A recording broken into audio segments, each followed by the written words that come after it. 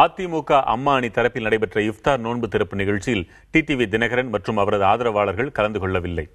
முதலமைச்சர் எடப்பாடி பழனிசாமி முன்னிலையில் நடைபெற்ற நிகழ்ச்சியில் பெரும்பாலும் அனைத்து அமைச்சர்களும் பங்கேற்றனர்.